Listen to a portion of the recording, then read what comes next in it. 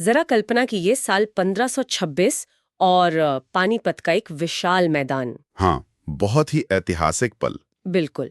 एक तरफ दिल्ली सल्तनत के सुल्तान इब्राहिम लोदी की भारी भरकम सेना खड़ी है, मतलब 1 लाख सैनिक और सैकड़ों खूंखार योद्धा खाती। और उनके सामने मुट्ठी भर सैनिक। हाँ, मध्य एशिया से आया एक लड़ाका बाबर, जिसके पास बमुश्किल 12,000 सैनिक हैं।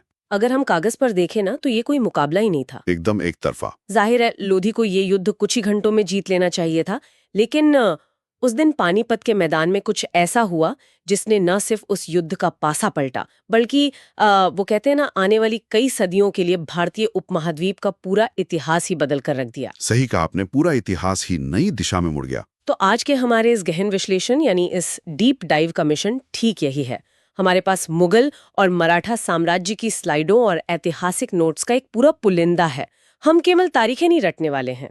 बिल्कुल नहीं, तारीखें रटना इतिहास समझना नहीं है, एकदम। बल्कि हम उन सिस्टम्स और व्यवस्थाओं को डिकोड करने वाले हैं जिन्होंने इन विशाल साम्राज्यों को खड़ा किया और फिर उन्हें पतन की ओर भी धकेला। जो कि परीक्षा की दृष्टि से समझना सबसे ज्यादा जरूरी है। और चूंकि ये विषय किसी भी प्रतियोगी परीक्षा की रीढ़ होता है, मैं बड़े ही गर्व के साथ ये बताना चाहता हूँ कि आज का ये सफर हम ज्ञान स्थली मधेपुरा परिवार का हिस्सा बनकर तय कर रहे हैं। जी, एक बहुत ही बेहतरीन पहल। तो परीक्षा की तैयारी कर रहे अपने सभी साथियों और श्रोताओं से मेरी अपील है कि बेहतरीन और सटीक जानकारी के लिए शुरुआत में ही ज्ञान स्थली मधेपुरा को सब्सक्राइब करें, क्योंकि रटने से ज्यादा समझना जरूरी है। एकदम सही बात है। और इस ऐतिहासिक व्यवस्थाओं के जाल को सुलझाने के लिए हमारे साथ हमारे एक्सपर्ट मौजूद हैं। स्वागत है आपका। धन्यवाद।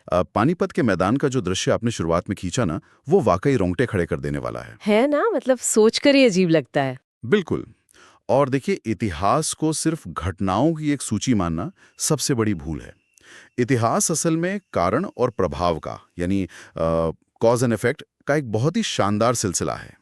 Cause and effect. हाँ, मुगल और मराठा साम्राज्यों के दस्तावेजों को जब हम गहराई से खंगालते हैं तो हमें प्रशासन, अर्थव्यवस्था और सैन्य रणनीति के ऐसे पन्ने मिलते हैं जो आज के समय में भी बहुत प्रासंगिक हैं। तो चलिए सीधे पहली स्लाइड और उसी मैदान पर चलते हैं जहां से बात शुरू हुई थी। इब्राहिम लोदी की इतनी बड़ी सेना को बाबर ने 1526 के पानीपत के पहले युद्ध में आखिर हराया कैसे? इसका सीधा जवाब है तकनीक और रणनीति। हमारे नोट्स भी यही बताते हैं कि बाबर ने भारत में पहली बार तोप खाने का यानी फील्ड आर्टिलरी का इतने प्रभावी ढंग से इस्तेमाल किया था। लेकिन तोपें तो पहले भी दुनिया में बन चुकी थी, फिर बाबर का तरीका इतना अलग क्यों था? इस कैसे का जवाब बाबर की दो प्रमुख रणनीतियों में छिपा है। पहला था तुलुगमा और दूसरा तोप खाने का सटीक अलाइनमेंट। तुलुगमा, ये क्या होता है? तुलुगमा का मतलब था अपनी सेना को छोटे छोटे हिस्सों में बांटकर दुश्मन को दाएं, बाएं और पीछे से घेरना। लेकिन असली कमाल तो तोपों ने ही किया था। अच्छा, वो हाथियों वाला किस्सा। बिल्कुल। इब्राहिम लोदी के हाथी तोपों की उस कान फाड़ देने वाली गड़गड़ाहट और आग के गोलों के बिल्कुल भी अभ्यस्त नहीं थे। मतलब उन्होंने पहले कभी ऐसा शोर सुना ही नहीं था। एकदम नहीं। जैसे ही तोपें गरजीं, हाथी बुरी तरह घबरा गए और पीछे मुड़कर अपनी ही सेना को कुचलने लगे। बाबर ने सिर्फ एक युद्ध नहीं जीता, उसने भारतीय युद्ध कला का पूरा व्याकरण ही बदल दिया। क्या बात है! इसके बाद उसने लगातार 3 और बड़े युद्ध लड़े। 1527 में खानवा का युद्ध, जहां उसने राणा सांगा के शक्तिशाली राजपूत गठबंधन को हराया और गाजी की उपाधि ली। गाजी की उपाधि। फिर 1528 में चंदेरी का युद्ध और 1529 में घाघरा का युद्ध। इन 4 सालों में उसने साम्राज्य की नींव को एकदम कंक्रीट की तरह पक्का कर दिया। अगर मैं इसे आज की आधुनिक व्यापारिक दुनिया की भाषा में समझने की कोशिश करूं, तो बाबर की ये तोप खाने वाली रणनीति बिल्कुल एक टेक स्टार्टअप की तरह लगती है। अरे वाह, ये एनालॉजी तो बहुत दिलचस्प है ना? मतलब जैसे कोई नई कंपनी एक डिस्रप्टिव टेक्नोलॉजी लेकर आती है और पुरानी भारी भरकम लेकिन धीमी कंपनियों को रातों रात बाजार से बाहर कर देती है। लोदी का मॉडल पुराना पड़ चुका था। ये तुलना 100% सटीक है। और हर स्टार्टअप की तरह सिर्फ तकनीक लाना ही काफी नहीं था, उसे संभालना भी था। जो कि बाबर कर नहीं पाया, शायद क्योंकि उसे ज्यादा समय नहीं मिला। बिल्कुल। उसने तुर्की भाषा में अपनी शानदार आत्मकथा तुजू के बाबरी जरूर लिखी और भारत में ज्यामितीय 4 बाग शैली की शुरुआत की, लेकिन असली प्रशासनिक चुनौती उसके बेटे हुमायूं के सामने आई। 1530 से 1556 तक का हुमायूं का दौर। हाँ, वो भयंकर उथल पुथल का दौर था। उसे शेरशाह सूरी ने चौसा और कन्नौज के युद्धों में हराकर भारत से बाहर खदेड़ दिया था। 15 साल वो निर्वासित रहा। और जब लौटा तो जल्द ही अपनी उसी दीनपना पुस्तकालय की सीढ़ियों से गिरकर उसकी मृत्यु हो गई। मतलब इतिहास में ये कितना अजीब है कि एक शासक जो जीवन भर साम्राज्य बचाने के लिए भागता रहा, उसकी मौत एक पुस्तकालय की सीढ़ियों से गिरकर हो गई। सच में ये इतिहास की एक अजीब विडंबना है। लेकिन हुमायूं के इस लड़खड़ाते दौर के बीच में जो 5 साल का एक छोटा सा कालखंड आया ना, शेरशाह सूरी का 1540 से 45 तक का शासन, हमारे नोट्स उसे बहुत ही ज्यादा तवज्जो दे रहे हैं। ऐसा क्यों? महज 5 साल में कोई शासक ऐसा क्या कर सकता है? शेरशाह सूरी का वो 5 साल का शासन असल में उस प्रशासनिक ब्लूप्रिंट की तरह था जिस पर बाद में अकबर ने अपनी महानता की पूरी इमारत खड़ी की। अच्छा, ऐसा क्या किया था उसने? शेरशाह ने अर्थव्यवस्था को रफ्तार देने के लिए रुपया चलाया, जो 178 ग्रेन चांदी का एक मानक सिक्का था। 178 ग्रेन चांदी, परीक्षा के लिए ये बहुत जरूरी फैक्ट है। बिल्कुल। अब जरा सोचिए, जब एक विशाल साम्राज्य में हर जगह एक ही वजन और शुद्धता का सिक्का चलने लगता है, तो व्यापारियों का भरोसा कितना बढ़ जाता है। जाहिर है, व्यापार कई गुना तेज हो जाता है। एकदम। और जमीन की सटीक मापी के लिए उसने सिकंदरी गज का इस्तेमाल किया और कलकत्ता से पेशावर तक प्रसिद्ध ग्रैंड ट्रंक रोड का निर्माण करवाया, ताकि सेना और व्यापारी दोनों बहुत तेजी से सफर कर सकें। हाँ, शेरशाह ने व्यवस्थाएं बनाई, सिर्फ हुकूमत नहीं की। मतलब एक तरह से उसने वो हाईवे तैयार कर दिया था जिस पर अकबर के मुगल साम्राज्य की गाड़ी को दौड़ना था। अब चलते हैं अगली स्लाइड की ओर। जी। हुमायूं की अचानक मौत के बाद जब अकबर गद्दी पर बैठा, तब वो केवल 14 साल का था। 1556 में पानीपत का दूसरा युद्ध हुआ, जहां उसने हेमू की विशाल सेना को हराया। बिल्कुल, बैरम खां की मदद से। लेकिन अकबर के हिस्से में जो बात सबसे अलग नजर आती है, वो ये है कि उसने सिर्फ तलवार के दम पर राज नहीं किया। उसने 1563 में तीर्थयात्रा कर और 1564 में जजिया कर समाप्त कर दिया। यही अकबर की असली राजनीतिक बुद्धिमत्ता थी। इबादत खाना बनवाया जहां सभी धर्मों के विद्वान चर्चा करते थे और दीन इलाही की शुरुआत की। हाँ, क्योंकि वो समझ गया था कि अगर एक विदेशी सत्ता को भारत जैसे विविध और विशाल देश पर लंबे समय तक राज करना है, तो उसे बहुसंख्यक आबादी का भरोसा जीतना ही होगा। ये तो है। जजिया कर हटाना महज एक उदारवादी कदम नहीं था, बल्कि एक बहुत बड़ी राजनीतिक चाल थी, जिसने राजपूतों को उसका पक्का सहयोगी बना दिया। हालांकि 1576 के हल्दीघाटी युद्ध में उसे महाराणा प्रताप के कड़े और ऐतिहासिक प्रतिरोध का सामना भी करना पड़ा। लेकिन अकबर की सफलता की कहानी में एक और बहुत बड़ा फैक्टर था, उसकी टीम, उसके नवरत्न। बिल्कुल, नौरत्न। हमारी अगली स्लाइड में राजा टोडरमल, अबुल फजल और फैजी का विशेष रूप से जिक्र है। यहाँ तक कि अकबर ने एक पूरा अनुवाद विभाग स्थापित किया था। हाँ, जहाँ हिंदू महाकाव्य महाभारत का रज़्मनामा यानी युद्धों की पुस्तक के नाम से फारसी में अनुवाद किया गया। परीक्षा में ये अक्सर पूछा जाता है। और यहीं पर प्रशासन का वो इंजन आता है जिसने मुगल सत्ता को एक मशीन की तरह चलाया। मेरा मतलब है मनसबदारी और दहसाला प्रणाली से। एकदम सही। इन दोनों व्यवस्थाओं के मैकेनिज्म को समझना बहुत दिलचस्प है। पहले बात करते हैं राजा टोडरमल की दहसाला प्रणाली की। जी, समझाइए। पहले जमीन मापने के लिए रस्सी का इस्तेमाल होता था। समस्या ये थी कि बारिश के मौसम में या नमी से रस्सी सिकुड़ जाती थी। अच्छा, तो इससे मापी में गड़बड़ होती होगी। बिल्कुल।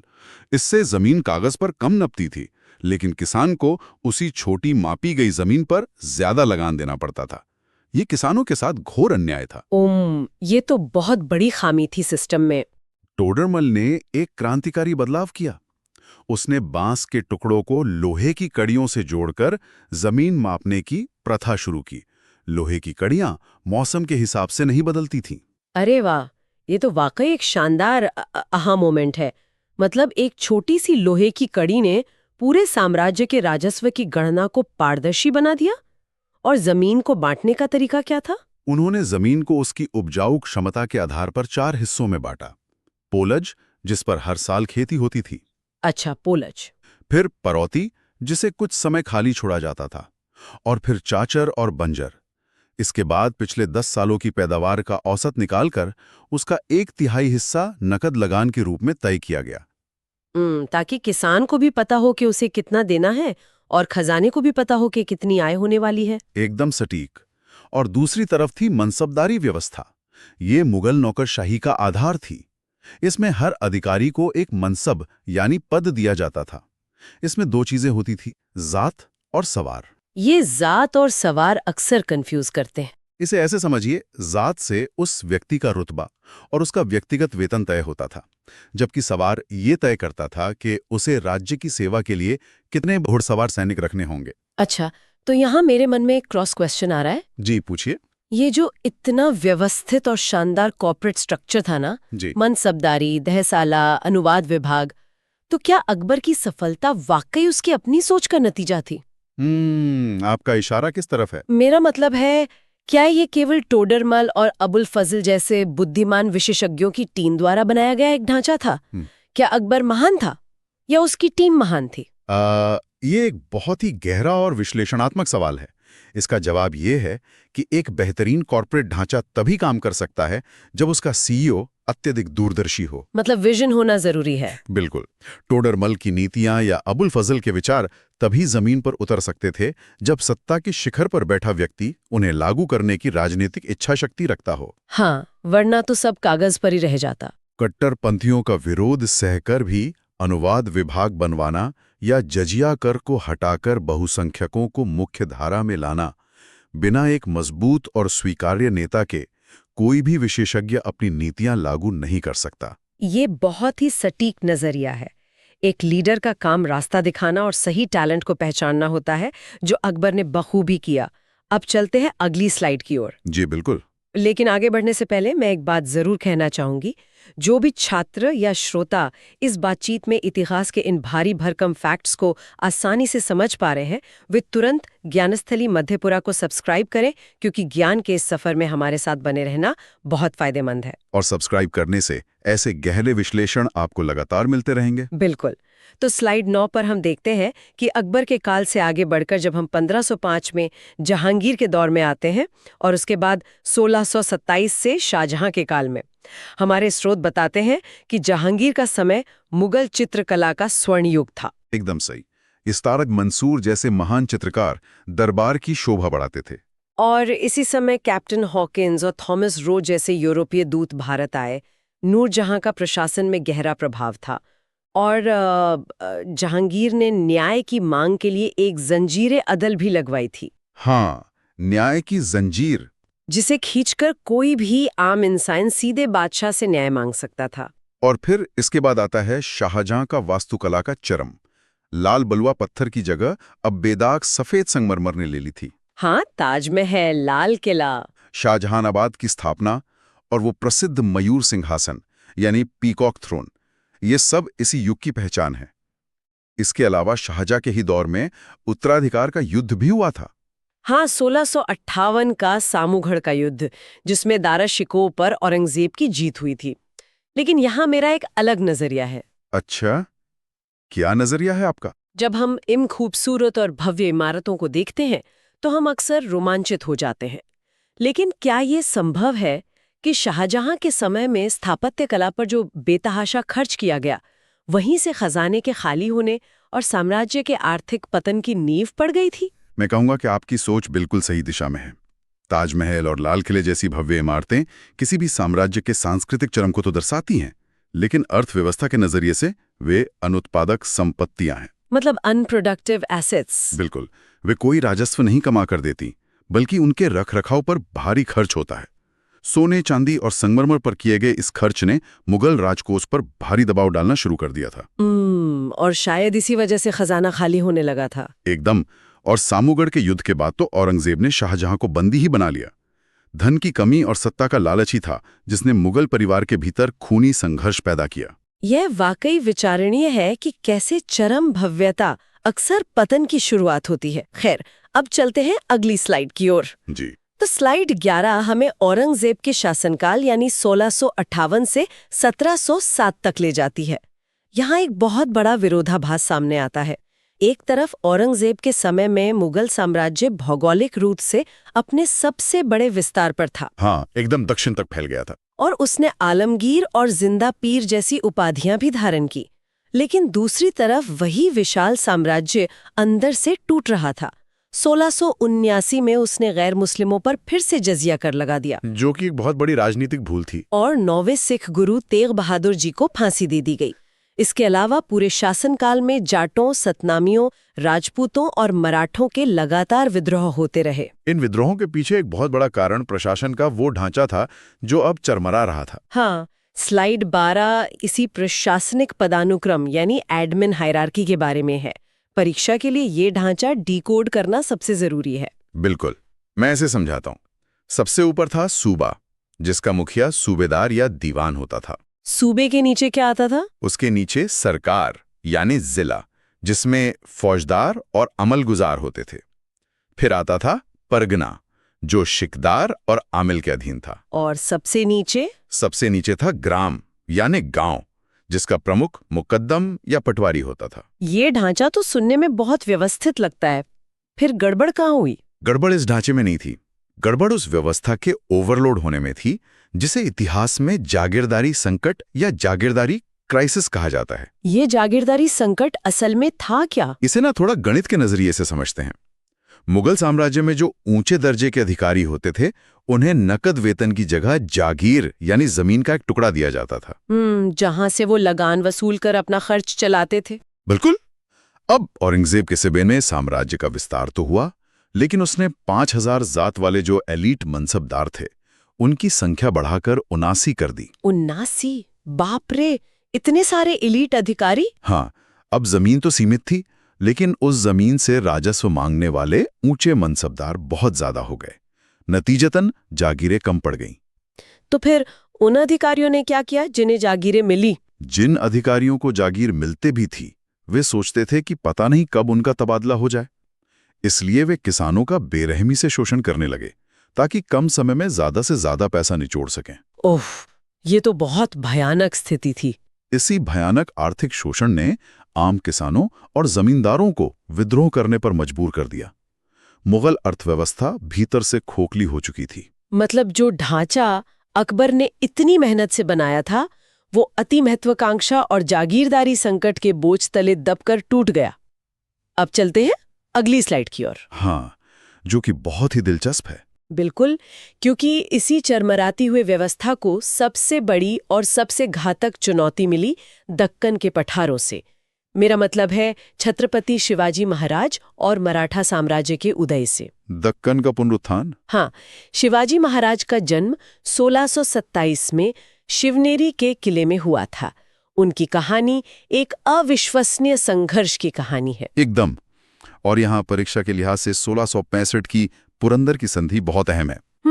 जो उन्होंने मुगल सेनापति राजा जयसिंह के साथ की थी, जिसमें उन्हें अपने 23 महत्वपूर्ण किले मुगलों को सौंपने पड़े थे। ये एक टैक्टिकल रिट्रीट था, लेकिन उन्होंने फिर से अपनी शक्ति जुटाई और 1674 में रायगढ़ में उनका विधिवत राज्याभिषेक हुआ और स्वराज्य की स्थापना हुई। और यहाँ मराठों के 2 आर्थिक नवाचार हमारी स्लाइड पर हैं जो बहुत अहम है, चौथ और सरदेशमुखी। ये चौथ क्या था और ये मुगलों के लिए इतना विनाशकारी कैसे साबित हुआ? देखो, चौथ और सरदेशमुखी को समझने के लिए मराठों की आक्रामक कूटनीति को समझना होगा।